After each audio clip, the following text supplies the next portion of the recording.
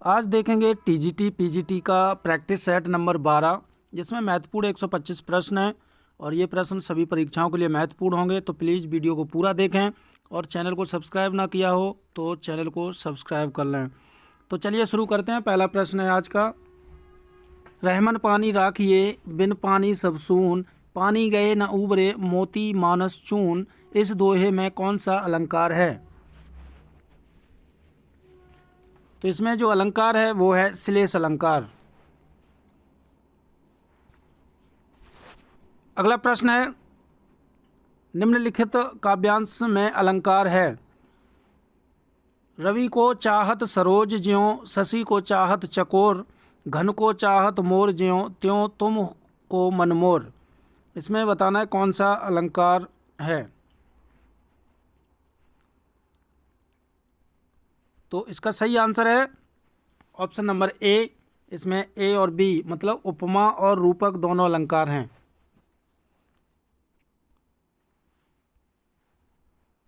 प्रश्न नंबर 3, भक्ति काव्य को भारतीय चिंतन धारा का स्वाभाविक विकास किसने माना है? तो भक्ति काव्य को भारतीय चिंतन धारा का स्वाभाविक विकास माना है ऑप्शन नंबर सी, हजारी प्रसाद द्विवेदी ने।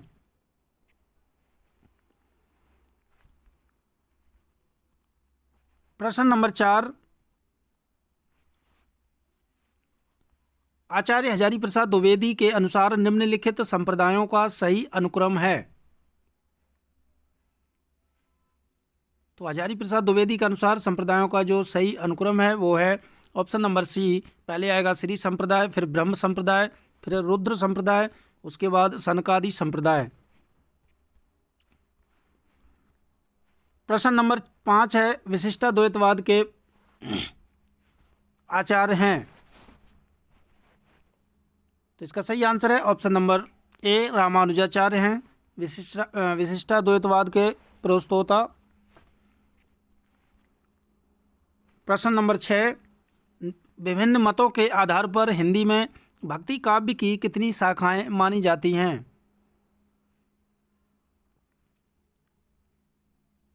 तो ये मानी जाती हैं 2, निर्गुण धारा और सगुण धारा।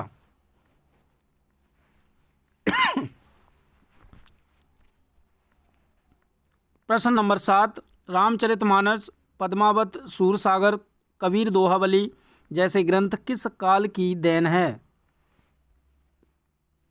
तो ये भक्ति काल की देन है। प्रश्न नंबर 8, हिंदी साहित्य का भक्ति काल संवत 1375 से कब तक माना जाता है? तो भक्ति काल जो है वो संवत 1375 से 1700 संवत माना जाता है।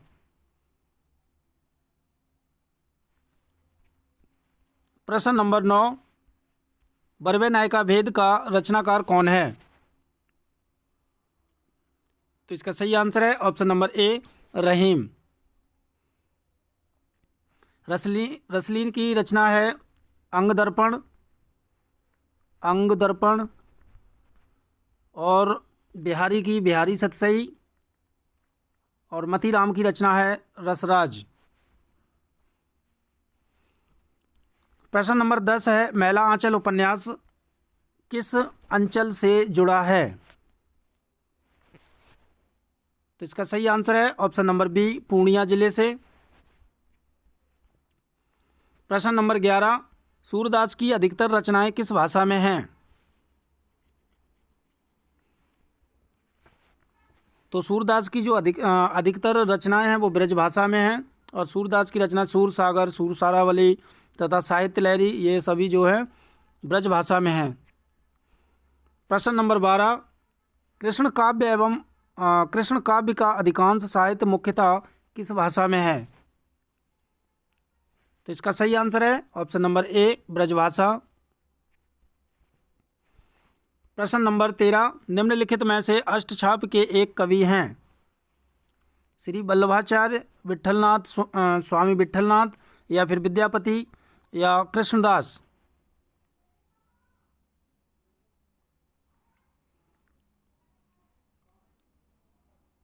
तो इसका सही आंसर है कृष्णदास।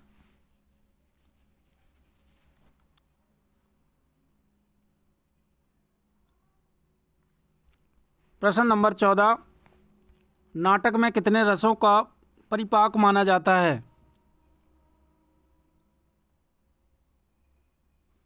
तो इसका सही आंसर है ऑप्शन नंबर डी 8।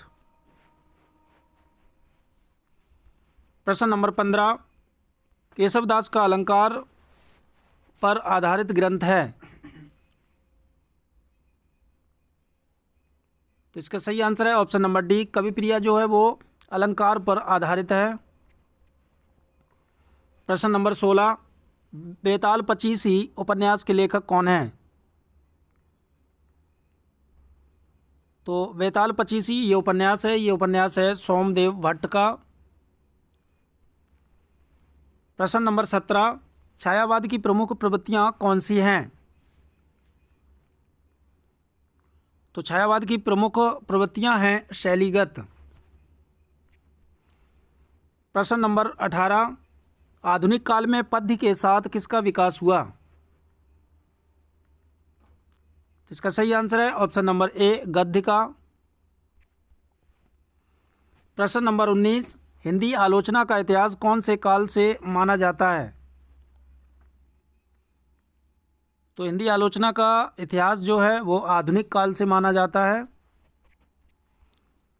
प्रश्न नंबर 20, स्वतंत्र पूर्ण की हिंदी कहानी के वस्तु पक्ष तथा शिल्प पक्ष के विकास की प्रक्रिया को ध्यान में रखकर उसे कितने चरणों में बांटा गया है?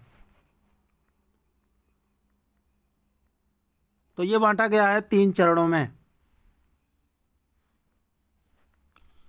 प्रश्न नंबर 21, कहानी के प्रमुख तत्व कौन से होते हैं?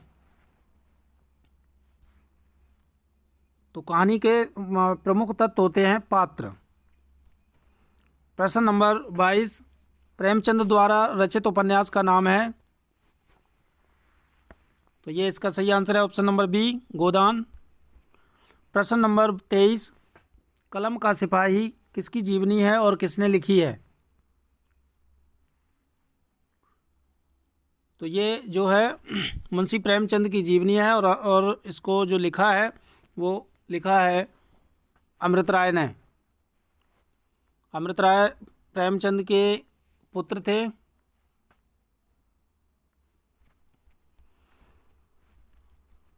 प्रश्न नंबर 24, भारतेंदु ने अधिकतर किस भाषा में काव्य की रचना की? तो भारतेंदु हरिश्चंद्र ने अधिकतर जो रचनाएं की हैं वो की ब्रजभाषा में, और इनकी रचनाएं हैं प्रेम माधुरी, प्रेम मालिका, प्रेम तरंग, प्रेम प्रलाप, होली, मधु मुकुल, राग संग्रह, वर्षा विनोद, फूलों का गुच्छा आदि इनके काव्य ग्रंथ हैं। फूलों का गुच्छा जो है वो खड़ी बोली में है। प्रश्न नंबर 25, कबीरदास को मानवतावादी कवि क्यों कहा जाता है? तो ये इसलिए कहा जाता है क्यों उन्होंने मानव मानव में भेद न करते हुए सबके उत्थान की बातें की। प्रश्न नंबर 26, किसने 7 नए कवियों को लेकर 1943 में तार सप्तक नामक एक काव्य संग्रह प्रकाशित किया? तो ये किया था अज्ञे ने।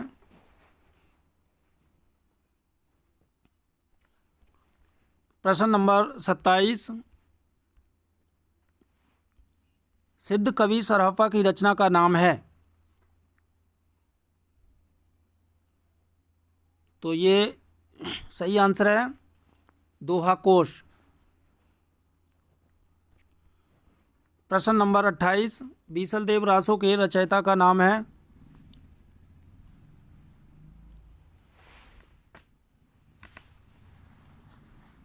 तो इसका सही आंसर है नरपति नाल।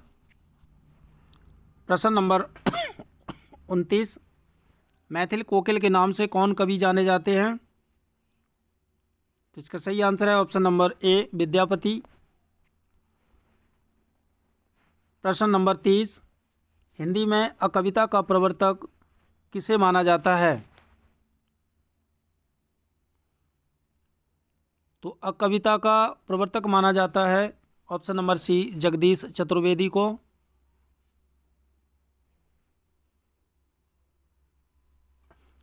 अगला प्रश्न है, मनुष्य होने पर रसखान ने कहाँ बसने की इच्छा व्यक्त की है?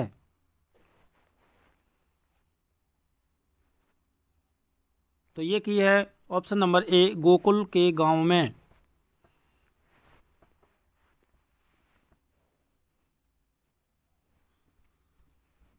प्रश्न नंबर 32, नई कविता में किस भाषा के शब्दों को लिया गया है?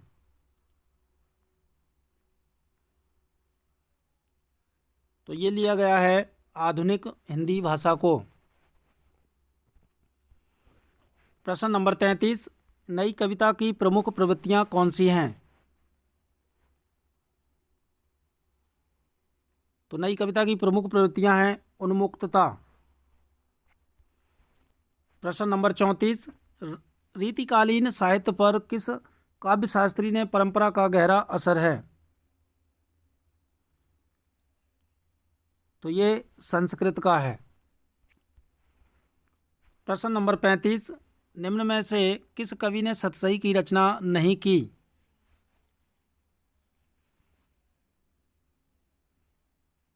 तो सेनापति ने सतसई की रचना नहीं की।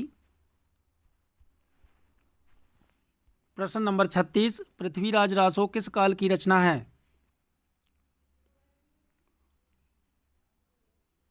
तो ये आदिकाल की रचना है। प्रश्न नंबर 37,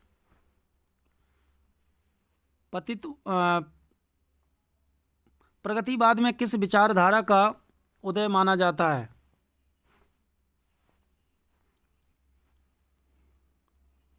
तो ये माना जाता है मार्क्सवादी का। प्रश्न नंबर 38, किस कवि का संबंध प्रगतिवाद से नहीं है?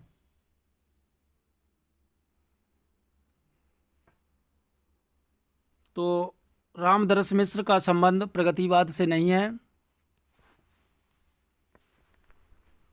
प्रश्न नंबर 39, आदिकाल को अन्य किस नाम से जाना जाता है?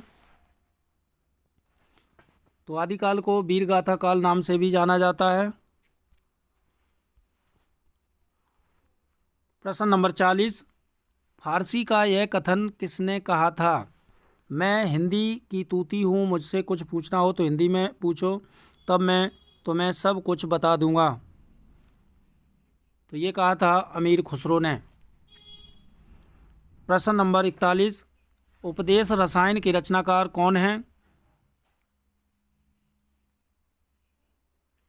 तो उपदेश रसायन के रचनाकार हैं option number D Jinadatta Suri. प्रश्न नंबर 42, क्या भूलूं क्या याद करूं आत्मकथात्मक पुस्तक के रचनाकार कौन हैं? तो ये है option number B Harivansh Rai Bachchan की ये आत्मकथा है। और इनके इस जो क्या भूलूं क्या याद करूं, इसके 4 भाग हैं। पहला भाग तो यही है क्या भूलूं क्या याद करूं, दूसरा नीड़ का निर्माण फिर, तीसरा है बसेरे से दूर, चौथा है 10 द्वार से सोपान तक। प्रश्न नंबर 43, मधुमालती किसकी रचना है? तो मधुमालती रचना है मंझन की। प्रश्न नंबर 44, जायसी किस परंपरा के कवि हैं?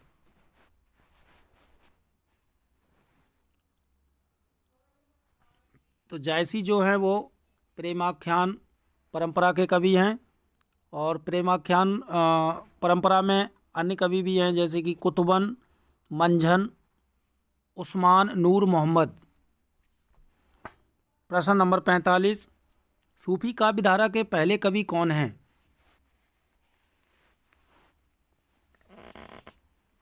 तो सूफी काव्य धारा के पहले कवि हैं मुल्ला दाऊद, इनकी रचना है चंदायन।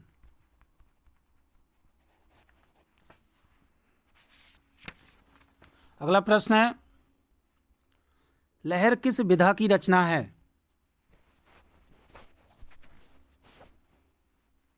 तो लहर जो है वो जयशंकर प्रसाद द्वारा रचित है और ये काव्य है। जयशंकर प्रसाद की अन्य रचनाएं हैं झरना, जिसका प्रकाशन वर्ष 1918 है, आंसू 1925, लहर का जो प्रकाशन वर्ष है वो है 1933 ईस्वी, कामायनी 1935, उर्वशी 1909, वन मिलन 1909, प्रेम राज्य 1909, कानन कुसुम 1903 और करुणालय 1913 की रचना है। प्रश्न नंबर 47, आदिकाल में किन ग्रंथों की प्रधानता रही है? तो आदिकाल में जो ग्रंथों की प्रधानता रही वो रही रासो। रैदास किसके गुरु थे? तो रैदास जो थे मीराबाई के गुरु थे।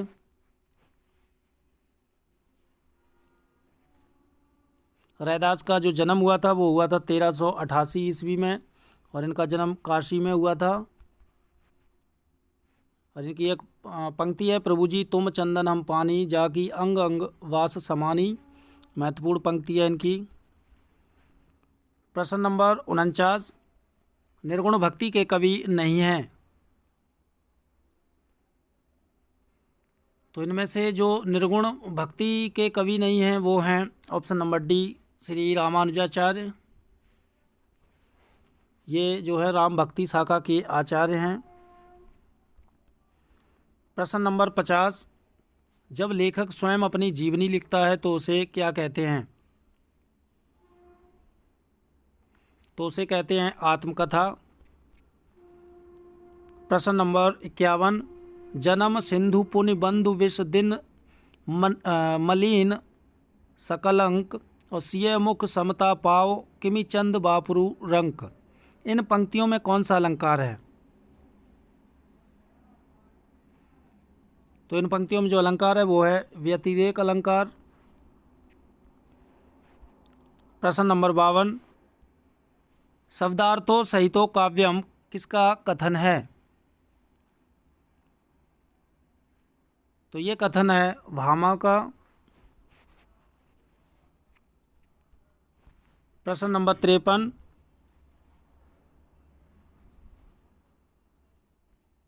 निम्नलिखित काव्यांश में अलंकार है। हीरे सा हृदय हमारा, कुचला श्रीस कोमल ने।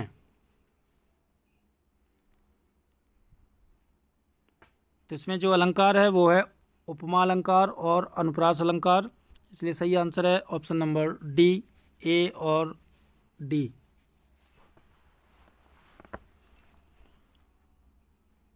प्रश्न नंबर 54, किस आचार्य ने वर्ण सौंदर्य को सभी अलंकारों से बढ़कर माना है? तो वर्ण सौंदर्य को सभी अलंकारों से बढ़कर माना है भामा ने। प्रश्न नंबर 55, रीतिकाल में कवित्त सवैये के साथ और क्या लिखे गए हैं?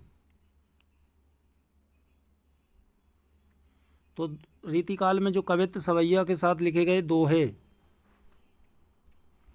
प्रश्न नंबर 56, कूप मंडूक में किस समास की योजना है? तो कूप मंडूक में जो समास है वो है बहुब्रीहि समास, ऑप्शन नंबर ए। प्रश्न नंबर 57, प्रति प्लस आरोपण में क्या बनेगा? तो ये बनेगा प्रत्यारोपण, ऑप्शन नंबर सी। प्रश्न नंबर 58, दुष्प्रकृति शब्द का संधि विच्छेद है।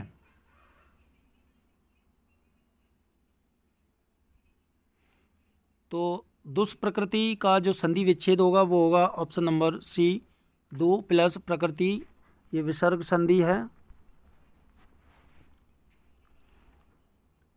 प्रश्न नंबर 59, कर सरोज जयमाल उठाई, प्रेम विवश परिराई न जाई। उपयुक्त पंक्तियों में निहित प्रमुख अलंकार कौन सा है? तो इन पंक्तियों में जो अलंकार है वो है रूपक अलंकार।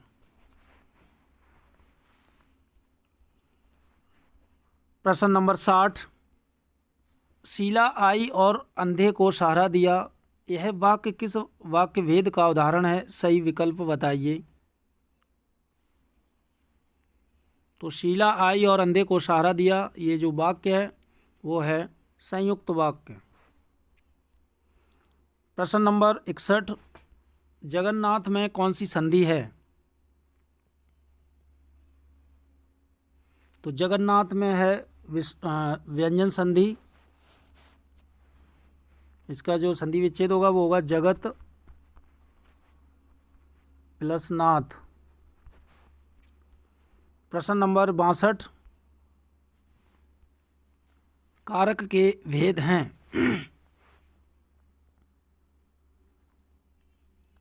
तो कारक के जो भेद होते हैं वो होते हैं 8। प्रश्न नंबर 63, निम्नलिखित में से कौन सा उपन्यास गोपाल दास गहमरी लिखित है? तो इनमें से जो प्रेममयी उपन्यास है ये गोपाल दास गहमरी का उपन्यास है। प्रश्न नंबर 64, पतझड़ में कौन सा समास है?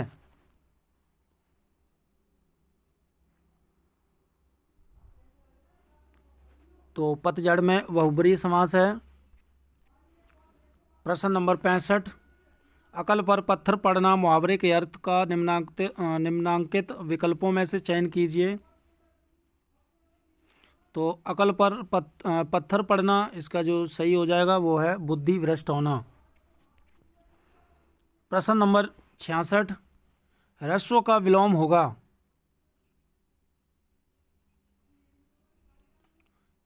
तो इसका सही आंसर है ऑप्शन नंबर सी, दीर्घ। प्रश्न नंबर 67, आंखें चार होना मुहावरे के अर्थ का दिए गए विकल्पों में से चयन कीजिए। तो आंखें चार होना का जो सही मुहावरा बनेगा वो है प्रेम होना। प्रेम हो जाता है तो 2 से 4 आंख हो जाती है। प्रश्न नंबर 68, शिव की आराधना करने वाले को क्या कहते हैं?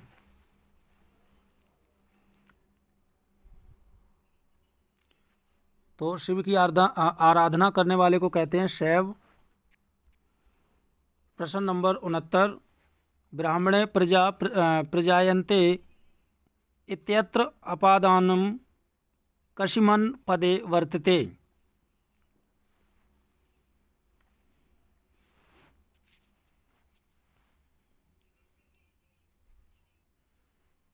तो इसमें जो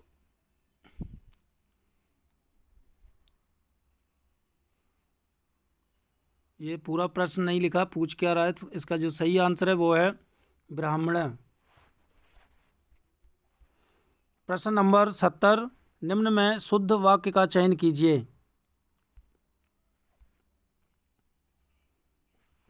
तो इसका शुद्ध वाक्य है वो है भारत में कई दर्शनीय स्थल हैं। प्रश्न नंबर 71, कौशल का पर्यायवाची नहीं है।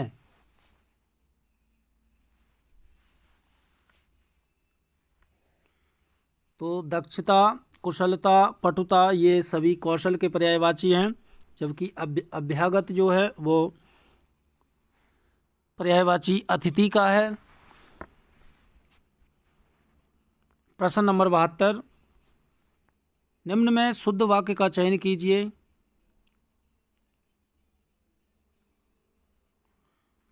तो इसमें जो शुद्ध वाक्य है वो है ऑप्शन नंबर सी, आप लगभग 9 बजे आए हैं।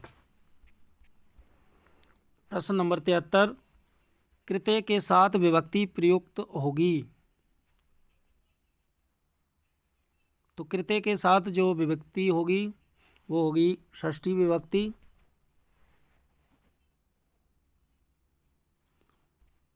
प्रश्न नंबर 74, निम्न में से सही वाक्य का चयन कीजिए। तो इसमें जो सही वाक्य है वो है ऑप्शन नंबर बी, बाढ़ के प्रकोप से अनेक लोग तबाह हो गए। प्रश्न नंबर 75, किस बोली में ध पर न और नह हो जाता है, तो ये हो जाता है भोजपुरी बोली में। प्रश्न नंबर 76, बच्चा लड्डू के लिए रोता है का सही अनुवाद क्या है? इसका संस्कृत में अनुवाद करना है। बच्चा लड्डू के लिए रोता है,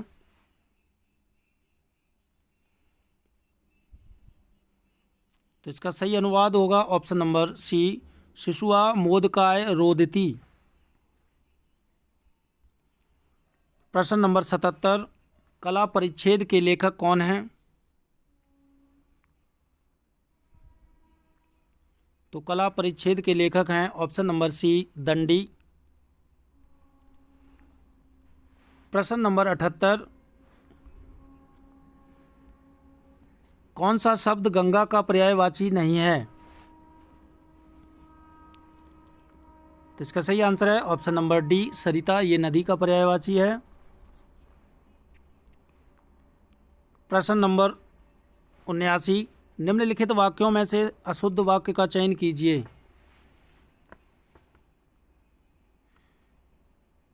तो इसमें जो अशुद्ध वाक्य है वो है ऑप्शन नंबर सी, बादशाह खांसती है। खांसता होता तो शुद्ध होता। प्रश्न नंबर 80, निम्नलिखित शब्दों में से अशुद्ध वर्तनी वाले शब्द का चयन कीजिए।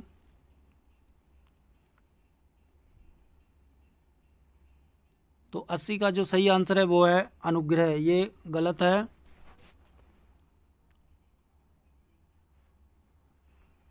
शुद्ध होता है अनुग्रह। प्रश्न नंबर 81, उस शब्दांश को क्या कहते हैं जो किसी शब्द से पूर्व लगकर उस शब्द का अर्थ बदल देता है? तो उसे कहते हैं उपसर्ग।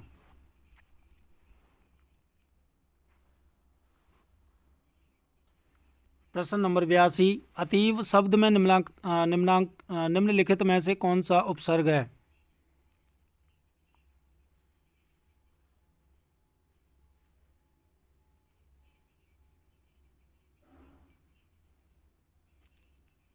इसका सही आंसर है ऑप्शन नंबर डी, अति।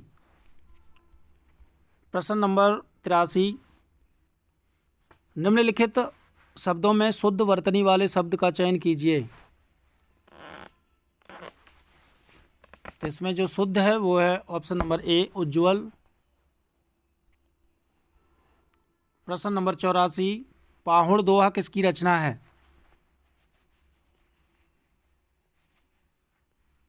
तो पाहुड़ दोहा है राम सिंह की रचना। प्रश्न नंबर 85,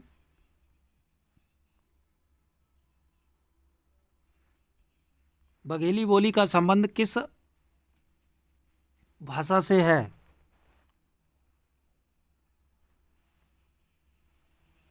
तो बघेली जो है वो पूर्वी हिंदी की बोली है।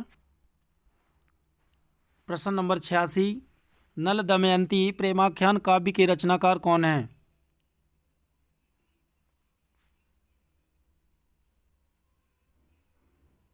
तो ये है नरपति व्यास की रचना है ये।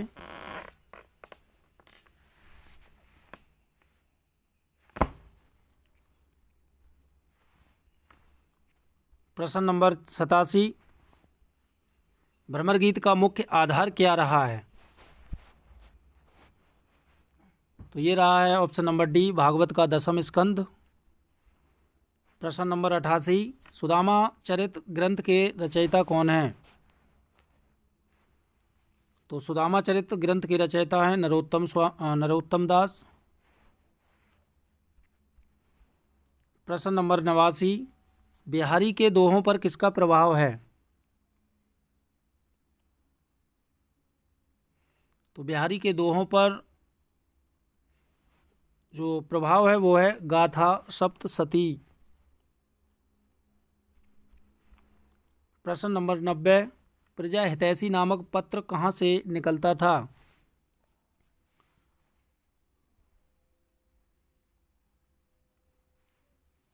तो ये निकलता था आगरा से। प्रश्न नंबर 91, नासिकेतोपाख्यान किसकी रचना है? तो ये सदल मिश्र की रचना है। प्रश्न नंबर 92, उदंत मार्तंड समाचार पत्र के संपादक कौन थे? तो ये थे पंडित जुगल किशोर। और उदंत मार्तंड का जो प्रकाशन वर्ष है वो है 1826 ईस्वी। प्रश्न नंबर 93, चिंतामणि निबंध के लेखक कौन हैं? तो इसका सही आंसर है रामचंद्र शुक्ल।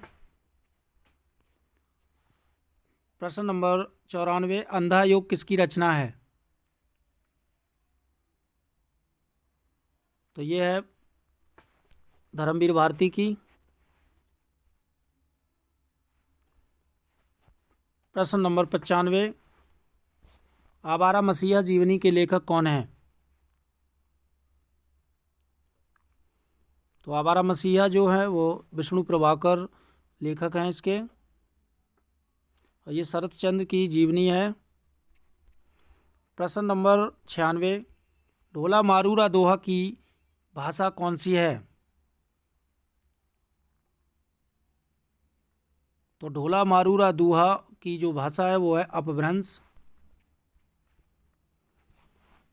प्रश्न नंबर 97, पराधीन सपने हूँ सुख नाहीं उक्ति किसकी है?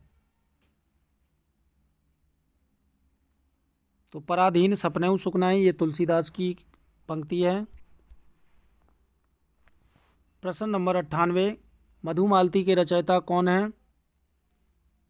तो ये मंझन है। प्रश्न नंबर 99, सूफी काव्य परंपरा के पहले कवि कौन थे?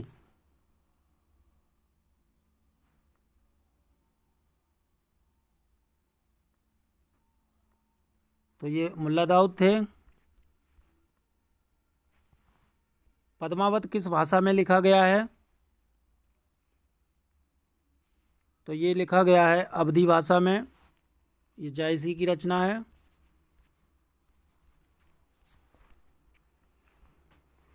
प्रश्न नंबर 101 से 111 तक दिए गए गद्यांश को पढ़कर देना है। तो बाजार के विज्ञापनों ने हिंदी को एक क्रांतिकारी रूप दिया जिसमें रवानगी है, स्वाद है, रोमांच है, आज की सबसे बड़ी चाहत का अकूत संसार है। इस तरह हिंदी भविष्य की भाषा, समय का तकाजा और रोजगार की ज़रूरत बनती जा रही है। लोकतंत्र का चौथा स्तंभ पत्रकारिता है। सूचना क्रांति ने विश्व को डिबिया बना दिया है। मीडिया की जागरूकता ने समाज में एक क्रांति ला दी है और इस क्रांति की भाषा हिंदी है।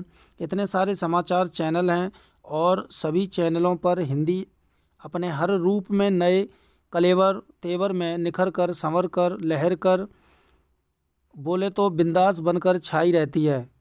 तुलनात्मक अर्थों में आज अंग्रेजी पत्रकारिता से हिंदी पत्रकारिता का मूल्य, बाजार, उत्पादन, उपभोग और वितरण बहुत बड़ा है।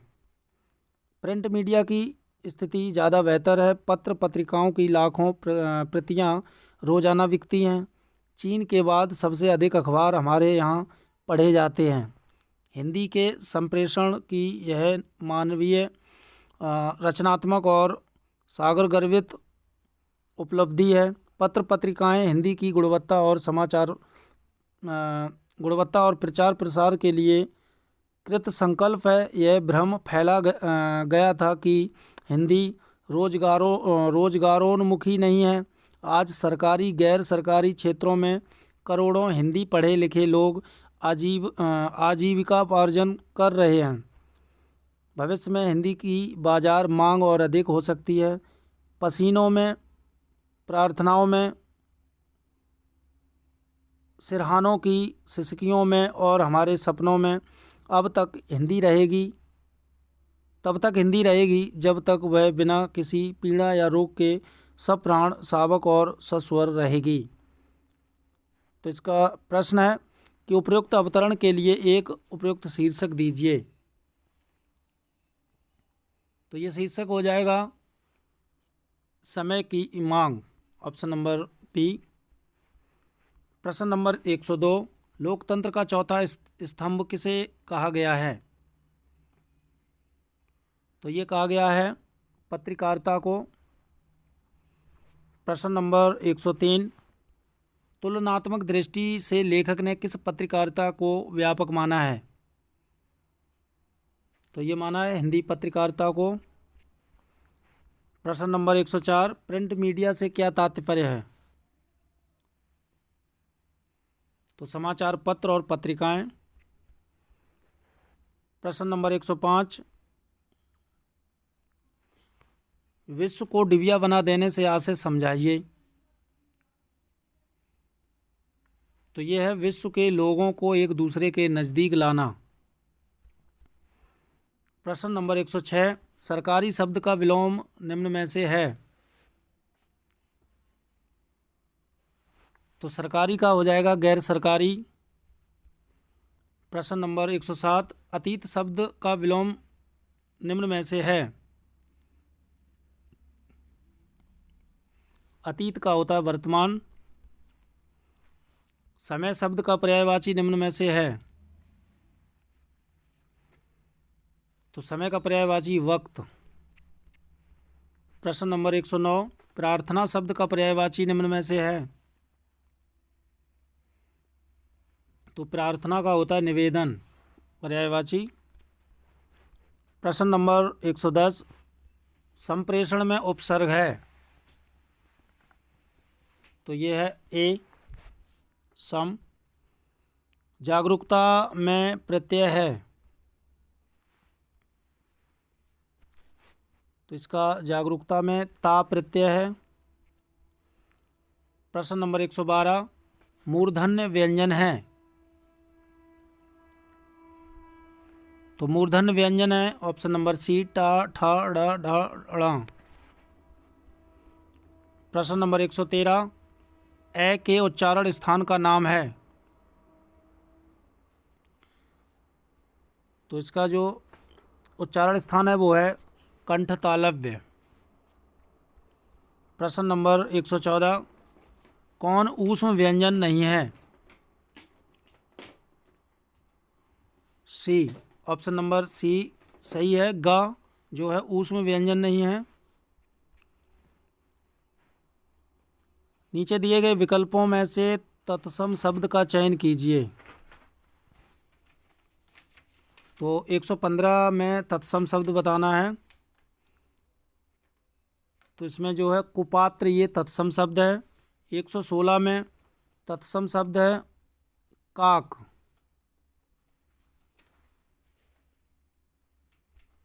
प्रश्न नंबर 117, उन्मेख किस प्रकार का शब्द है? तो उन्मेख जो है वो तद्भव शब्द है। प्रश्न नंबर 118, विमुख का विलोम शब्द?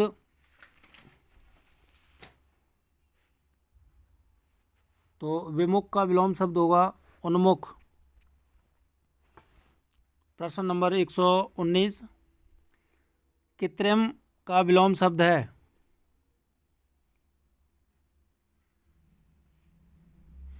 कृत्रिम का विलोम शब्द होगा प्राकृत।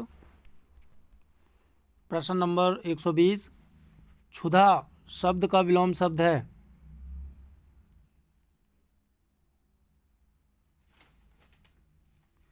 तो इसका सही विलोम हो जाएगा तृप्त।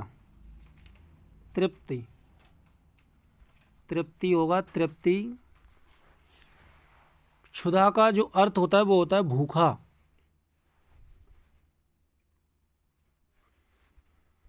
अगला प्रश्न है, उत्थान का विलोम शब्द है? तो उत्थान का विलोम होता है पतन। ये वाक्यांश को पढ़कर प्रश्नों के उत्तर देना है। आज बरसों बाद उठी है इच्छा हम कुछ कर दिखाएं, एक अनोखा जश्न मनाएं, अपना कोरा अस्तित्व जमाएं। आज बरसों बाद सूखे पत्तों पर बसंत ऋतु आई है, विचार रूपी कलियों पर बाहर खिल आई है, गहनता की फसल लहराई है।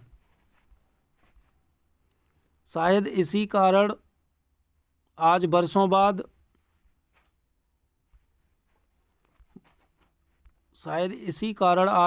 बाद उठी है इच्छा हम कुछ कर दिखाएं, अपना कोरा अस्तित्व जमाएं। प्रश्न जो है इसका, कवि के मन में इच्छा उत्पन्न हुई है, तो ये इच्छा हुई है कवि के मन में कुछ महत्वपूर्ण कार्य करने की। प्रश्न नंबर 123, सूखे पत्ते प्रतीक हैं, तो ये है मन के सूनेपन के। प्रश्न नंबर 124, किन कलियों पर बाहर का आगमन हुआ है,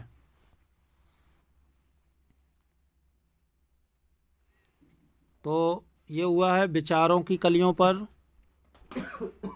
प्रश्न नंबर 125, गहनता की फसल से कवि का क्या आशय है,